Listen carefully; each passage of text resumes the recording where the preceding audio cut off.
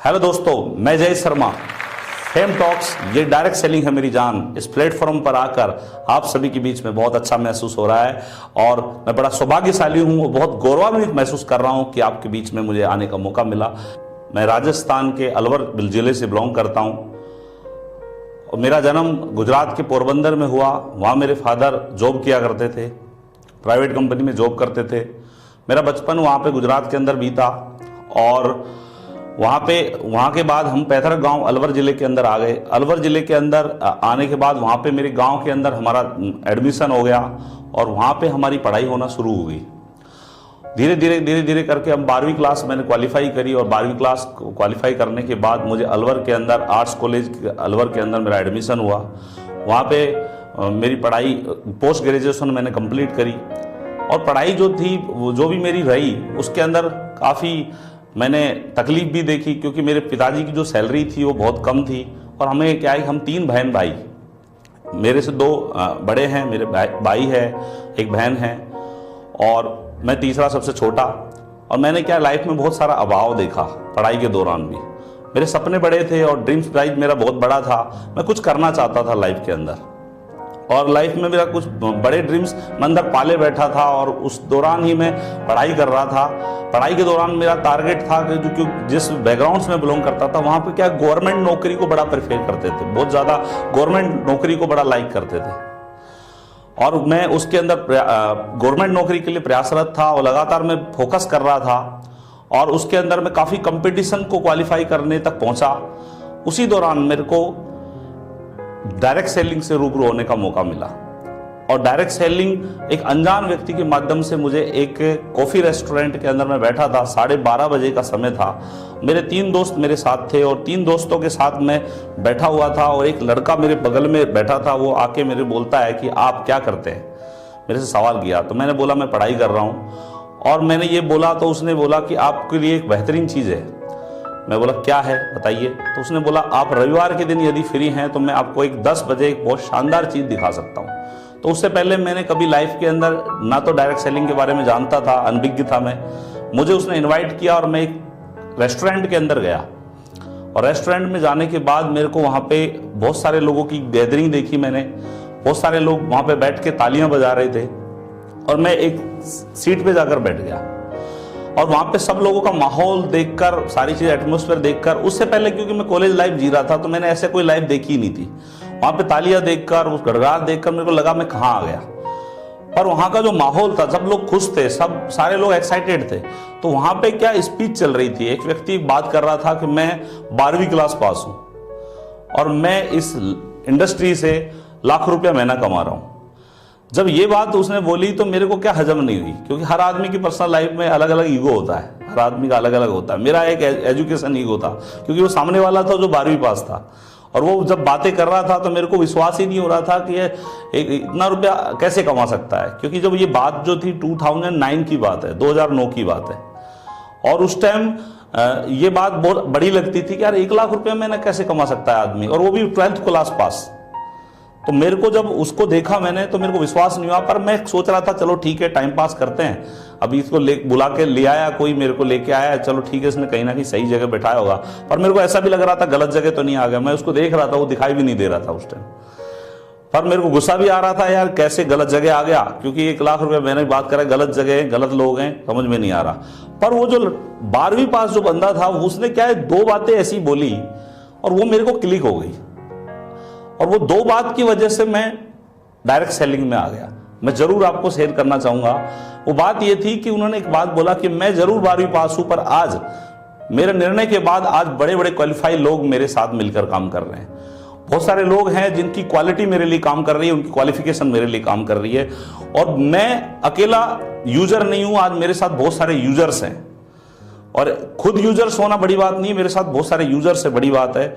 और नेटवर्थ होता है, ये लाइन उसने बोल दी कि नेटवर्क पावर बहुत बड़ी पावर होती है। ये लाइन बोलने के बाद मेरे को ये बात जो है क्लिक हुई और ऐसी क्लिक हुई कि मैंने सोचा जब एक 12वीं पास व्यक्ति नेटवर्क बना सकता है, यूजर्स क्रिएट कर सकता है, लाख रुपया महीना कमा सकता है, तो पोस्ट ग्रेजुएट है जय शर्मा इससे बड़ा कर सकता है। फिर मैंने उसी टाइम मैंने सोचा कि ये काम देखना चाहिए, समझना चाहिए, उसको करना चाहिए। तो मैं डायरेक्ट सेलिंग के अंदर मेरी इस तरीके से फिर मैं आ गया। और जब मैंने शुरुआत करी तो मैं इस बिजनेस को बिल्कुल जानता नहीं था और मेरे अंदर जोश था कि यार कुछ अच्छा होगा, करते हैं, और ड्रीम्स मेरे हाई थे। तो मैंने इसके अंदर एंट्री किया। तो जब मैंने एंट्री किया तो इसकी एजुकेशन से टच हुआ। मैं डायरेक्ट सेलिंग की जब एजुकेशन से टच हुआ तो एजुकेशन में मैं एंट्री कर गया। तो उसकी किताब मेरे को 2 किताब रिकमेंड की गई, एक बिजनेस स्कूल और एक रिच डैड पुअर डैड। उससे पहले मेरा जॉब का माइंडसेट था और मैं नौकरी की तलाश में था। पर जो रिच डैड पुअर डैड और बिजनेस स्कूल जब मैंने बुक पढ़ी तो उसके बाद मेरा माइंडसेट बिल्कुल चेंज हो गया और मेरा दिमाग ये सोचने लगा कि जिंदगी में बहुत बड़ा हो सकता है और वो डायरेक्ट सेलिंग से हो सकता है। जिस मिडिल क्लास में बिलोंग करता था मुझे लगा कि इस प्लेटफॉर्म से ज़्यादा अच्छा हो सकता है। तो मैंने इसमें आने का मजबूत निर्णय लेके इसमें कदम बढ़ाया और आगे बढ़ता चला गया। और बहुत कम समय के अंदर मेरे को बहुत तेजी से सफलता मिलने लगी। मेरे को साल भर हुआ था, काफ़ी बड़ा काम होना लग गया मेरे साथ, बहुत सारा अचीवमेंट्स आने लग गए और धीरे धीरे धीरे मैं सीखता रहा, आगे बढ़ता रहा। सीखना बताया गया था कि सीखना बहुत जरूरी है, कोई भी काम को सीखना बहुत जरूरी है बताया गया था। तो मैंने सीखने पे ध्यान दिया, पढ़ाई पे ध्यान दिया, उसको बिल्ड करने पे ध्यान दिया और लगातार आगे बढ़ता चला गया। काम होता रहा, अचीवमेंट्स आते रहे, ड्रीम्स पूरे होते रहे। क्योंकि डायरेक्ट सेलिंग में जब बताया गया कि यहाँ पे समय मिलेगा, सम्मान मिलेगा, अचीवमेंट्स मिलेंगे, तो उसके पीछे बस काम करना होगा और सीखते हुए काम करना होगा। तो मैं लगातार कर रहा, तो अचीवमेंट्स आते चले गए और आगे बढ़ता रहा।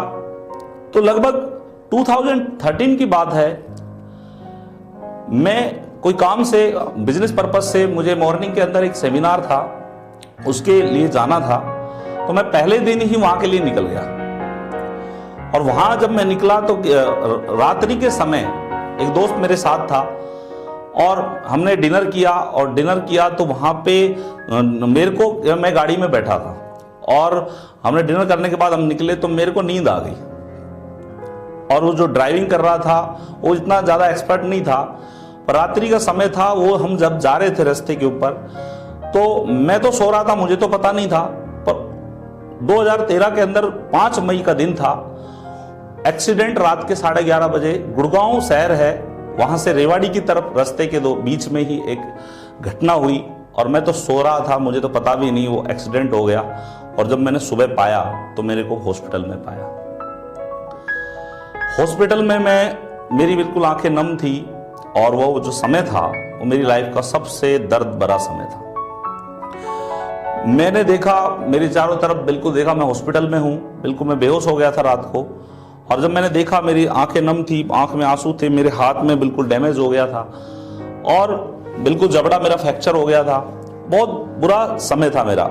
उस टाइम मैं बहुत तेजी से काम कर रहा था, सारी चीजें थी, पर एक इस हादसे ने मेरे को बिल्कुल ठहरा सा दिया था। और स्थिति ये हुई कि उस टाइम हमारा फाइनेंस सिचुएशन इतना नहीं था, क्योंकि सारा डायरेक्ट सेलिंग मैंने स्टार्टअप किया था, थोड़े दिन मेरा ग्रोथ हो रही थी और पास्ट में क्या बैकग्राउंड में कुछ ऐसा नहीं था खास, क्योंकि पिताजी की छोटी सी नौकरी थी तो उसमें इतना कुछ था नहीं, जितना 2-3 बहन भाई थे और उनकी पढ़ाई में चला जाता तो कुछ बचता नहीं था। तो उस टाइम इतनी बड़ी घटना हुई, वहां पे बहुत बड़ा इन्वेस्ट करना पड़ा। वो ऑपरेशन वगैरह में 7-8 लाख रुपया ऑन 2-3 दिन के अंदर खर्च हुआ, वो हमारे लिए ज्यादा था। तो उस दौरान मैंने बहुत ही अनसर्टेन टाइम देखा मेरी लाइफ का और मैं बेड पे चला गया, मेरे को रेस्ट के लिए बोल दिया और 9-10 महीने के समथिंग मैं बेड पे रहा। और उस टाइम मेरा बिजनेस था वो डाउन हो गया। जो लोग मेरे साथ अटैच थे, जो मेरे साथ जुड़े हुए थे, वो कहीं ना कहीं वो सीखा भी नहीं था उन्होंने बिजनेस, और मैंने साथ दे रहा था उनका। तो मैं जब बेड पे चला गया तो वो भी नर्वस हो गए, तो काफी लोग जो मेरे हाथ से अच्छे लोग हाथ से निकल गए। तो उस टाइम मैं लगभग 9-10 महीने का पीरियड हुआ था। तो मेरे अंदर जो थी वो एक कशिश थी, करना तो है, ये घटना है, क्योंकि घटना अंत नहीं होता लाइफ में, घटना एक अंत नहीं होता, घटना एक सीख भी होती है। घटना के बाद हमारा डेडिकेशन भी मायने रखता है। तो मेरे को करना था, कुछ ना कुछ करना था मुझे। तो उस टाइम मैंने उसी समय ऐसा पीरियड था मेरा, मुंह पे जब लगी थी तो क्या यहाँ पे जबड़ा जो फ्रैक्चर हो गया था, तो उसमें क्या था, मेरे को सील कर दिया था और मेरे को कोई भी चीज में चबा के नहीं खा सकता था, तो मुझे लिक्विड ही स्ट्रो से लेना पड़ता था। स्ट्रो से मुझे काम चलता था। तो मैंने लिक्विड लिया लगातार 6-7 महीने, बहुत सारे परिचित हैं जो मेरे नज़दीक थे, वो सब जानते हैं। तो मैंने लिक्विड पे समय गुजारा। फिर जब मेरे को लगा मैं अभी थोड़ा स्वस्थ हूं, तो स्वस्थ होने के बाद और मेरा जब ये जो फ्रैक्चर जो स्ट्रो बंधा हुआ था उसको जब निकालने के बाद मेरे को लगा मैं कुछ मूव कर सकता हूं, तो मैंने तुरंत एक्शन लिया, तुरंत अपनी कमर कसी और दोबारा से मैं काम में लग गया और दमदारी के साथ मेहनत करके दोबारा से मैंने बाउंस बैक किया, नेटवर्क को फिर बिल्ड किया और बिल्ड करके एक अच्छे खासे डेजिग्नेशन तक अपने आप को पहुंचाया। और लगातार लाइफ में बहुत सारे उतार चढ़ाव आए। एक बार की बात है, मेरे याद आ रही है,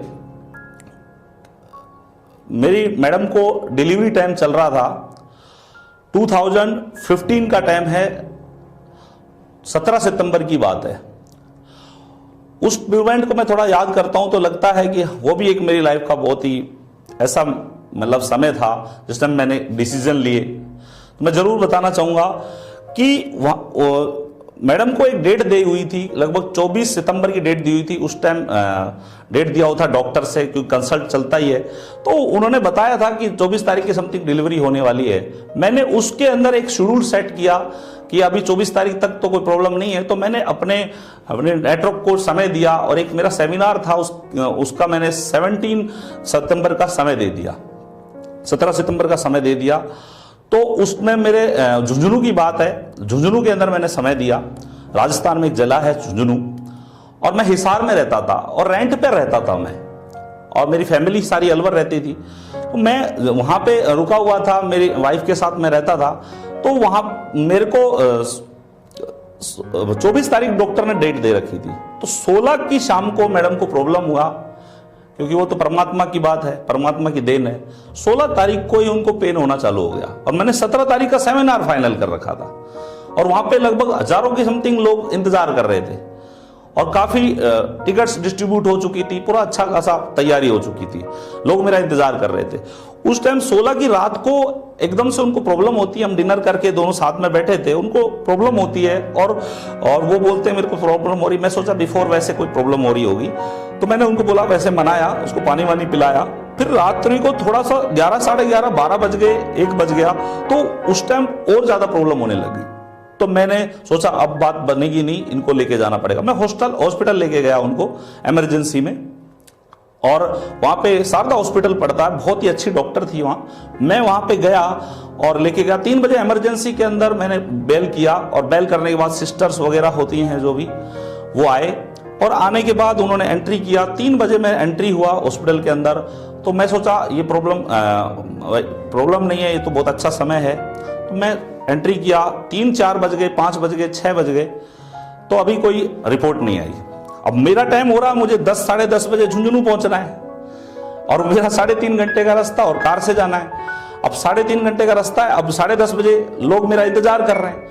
अब ये दोनों चीजें मैं बड़ी पेचीदा पोजीशन में उस टाइम चल रहा था, पर मैंने उस टाइम मैनेज किया कैसे भी। मैंने देखा कि मैडम है, वहां पे लोग हैं, मुझे ये भी देखना है, वो भी देखना है। अब वहां पे मेरी फैमिली को मैंने इन्फॉर्म कर दिया। वो रास्ते में चल रहे थे, वो दूर रहते थे मेरे से, मेरे पेरेंट्स दूर रहते थे, वो रास्ते में चल रहे थे। वहां मेरे नेटवर्क के लीडर को बोला, तुम हॉस्पिटल के अंदर बैठो और भाई काम तो डॉक्टर का है, लेबर रूम में होना है, जो भी कुछ होना है, तुम इधर बैठो और आप जो भी अमाउंट है वो सब पकड़ो, कोई भी दिक्कत आए मेरे को फोन कर देना, मैं ऑन कॉल रहूंगा। आप यहाँ बैठो और मेरी फैमिली पहुंचेगी, मैं इधर से निकल रहा हूं, क्योंकि मैं फैमिली आने तक इंतजार करूंगा तो वहां बहुत देर हो चुकी होगी। तो मैंने उन बिटवीन ऑन कॉल पे काम करता रहा, गाड़ी चलाता रहा, वो लड़का बाहर बैठा रहा और मेरे फैमिली रास्ते में आ रही थी और मैडम लेबर रूम में थी। एक बहुत ऐसा मोमेंट था, मैंने मेरी मैडम को देखा, ऐसे थम करके मैं निकला था। रास्ते में मैं ड्राइव कर रहा था, मेरा फोकस वहां था, वहां भी था, ड्राइव कर रहा था और 10:30, 11 बजे मैं पहुंचा वहां पे। अच्छा स्वागत हुआ, अच्छी कॉन्फ्रेंस हुई। मैं एक साथ में एक लड़के को भी लेके गया था और मैं मीटिंग कर रहा था और मेरा एक ही ध्यान था, मेरे को मीटिंग में जितने भी लोग हैं, जो जिस पर्पस से मेरे को मिलने आए हैं, जो मैं उनके लिए जो इंस्पिरेशन था, जो मैं उनके लिए जो मेरे को उन्होंने अवसर दिया था, सौभाग्य दिया था, मुझे बुलाया था, तो मैं उस टाइम मेरा पर्पस जो था मैं उस पर फोकस था। और मैंने उस लड़के को कह दिया था, तो इंडिकेट कर दिया था, तुम सामने बैठे रहना और मेरे को इशारा कर देना, वहां पे कॉल पे कनेक्ट रहना, यदि सारी चीजें डस्ट हो जाए तो इस तरीके से थम कर देना। और मैं उसको देखता भी रहा, मीटिंग भी लेता रहा, पर उसने थम नहीं किया। मैं सोचा थम नहीं किया, इसका मतलब अभी प्रोसेसिंग में है, मैं समझ रहा था। और मैंने मीटिंग को बड़ा कॉन्फिडेंस से किया और लगभग 2 बज गए थे, 2:30 बजे तक मैंने मीटिंग को कंप्लीट किया। और कंप्लीट करने के बाद फिर मैंने वहां से मार्च किया, वहां से निकला मैं और लगभग 2-2.5 घंटे का सफर तय किया था मैंने, क्योंकि लेट इसलिए हुआ था कि सीजेरियन पे बात आ गई थी। तो लगभग 6-6:30 बजे मैं जैसे ही उस हॉस्पिटल से 10 किलोमीटर दूर था और मुझे इंफॉर्मेशन मिलती है कि लड़का हो गया है, तो मैंने वहां पे देखा कि लाइफ के अंदर आदमी का डेडिकेशन और वो सारी चीजें मैंने महसूस करी कि हमने लाइफ में बहुत डेडिकेशन से काम किया है और मेहनत से काम किया है और हमने पर्पज को इंपॉर्टेंट दिया है और फैमिली को भी मेंटेन किया है। सारी चीजें, एवरीथिंग इज पॉसिबल। काम करता है आदमी, सारी चीजें परमात्मा उसके लिए कर देता है। मैंने उस पूर्ण को मेंटेन किया लगातार। फिर मैं आया और मेरी आंखों के सामने उनके में आंखों में आंसू थे और एक अच्छा पल मैंने देखा। और उसके बाद सारी चीजें बेस्ट हुई। फिर भी मेरा दूसरे दिन सेमिनार था, फिर मैं भी वहां भी कंटिन्यू गया और लगातार सारी चीजें मैंने जीवन में देखी और आगे बढ़ता रहा। और भी सफलताएं मेरे को मिली है लाइफ में। कंटिन्यू में एक पैदल सफर मेरी जिंदगी का मैंने देखा है और मैंने कार तक का सफर भी मैंने तय किया है। गांव की गलियारों के अंदर हम घूमे हैं, गांव की गलियों को भी देखा है और वहां से हम सोचते थे कि हमारी जिंदगी में यही है सब कुछ, ये भी हमने देखा है। पर वहां से विदेशों की यात्रा भी मुझे डायरेक्ट सेलिंग ने कराई है। मतलब बहुत सारी चीजें मेरे को इस डायरेक्ट सेलिंग ने दी है, सिखाया भी बहुत, समझाया भी कुछ है, बहुत मजबूत भी बनाया है, एकदम मजबूत भी बनाया है। बहुत सारी चीजें इस डायरेक्ट सेलिंग ने मुझे दी है और लगातार सारी चीजें हुई और आज कंटिन्यूअस जो लाइफ के अंदर चाहिए वो सारे ड्रीम्स हमारे पूरे होते जा रहे हैं, बहुत सारे अचीवमेंट्स आते जा रहे हैं, बहुत सारे सपने पूरे होते जा रहे हैं और लगातार मिलता जा रहा है। मैं पर एक बात बोलना चाहूंगा कि इस बिजनेस में हम कभी भी आए, पहले आते हैं या बाद में आते हैं, तो मैं ये सोचता हूं कि पहले का मतलब नहीं होता कि पहले है या बाद में है। पहले का मतलब ना हो कि मैं पहल को मतलब समझता हूं कि पहल होना बहुत जरूरी है।